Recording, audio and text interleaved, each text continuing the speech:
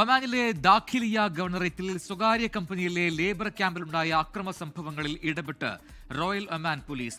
ഇസ്കി വിലായത്തിലെ സ്വകാര്യ കമ്പനിയിൽ തൊഴിലാളികൾ ചേരിതിരിഞ്ഞ് ആക്രമിക്കുകയായിരുന്നു. സ്വകാര്യ കമ്പനിയിൽ പ്രവാസി തൊഴിലാളികൾക്കിടയിലുണ്ടായ അക്രമ സംഭവങ്ങൾ നിയന്ത്രണ വിധേയമാക്കിയതായി ദാഖിലിയ ഗവർണറേറ്റ് പോലീസ് കമാൻഡ് അറിയിച്ചു.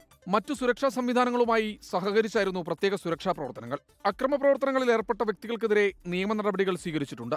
ചില തൊഴിലാളികളെ അവരുടെ ജോലിസ്ഥലങ്ങളിലേക്ക് പ്രവേശിക്കുന്നതിൽ നിന്ന് തടയുകയും ചെയ്തിരുന്നു. തൊഴിലാളികൾ താമസിക്കുന്ന ക്യാമ്പിലെ മുറികൾക്കും നിരവധി വാഹനങ്ങൾക്കും നാശനഷ്ടം സംഭവിച്ചതായി പോലീസ് വ്യക്തമാക്കി. സ്ഥിതി രൂക്ഷമായതിനെ തുടർന്ന് സ്പെഷ്യൽ ടാസ്ക് ഫോഴ്സിനെയും മറ്റു ബന്ധപ്പെട്ട പോലീസ് യൂണിറ്റുകളെയും വിന്യസിച്ചായിരുന്നു സ്ഥിതി പൂർണ്ണമായും നിയന്ത്രണ വിധേയമാക്കുകയും സുരക്ഷ ഉറപ്പാക്കുകയും ചെയ്തത്. നിയമം നടപ്പാക്കുന്നതിനും ജീവൻ, സ്വത്ത്, പൊതുസുരക്ഷ എന്നിവ സംരക്ഷിക്കുന്നതിനുമുള്ള റോയൽ ഒമാൻ പോലീസിന്റെ താൽപര്യത്തിന്റെ ചട്ടക്കൂടിനുള്ളിലാണ് നടപടിയെന്നും ഒമാൻ റോയൽ പോലീസ് ഓൺലൈൻ പ്രസ്താവനയിൽ അറിയിച്ചു. 24 ഒമാൻ.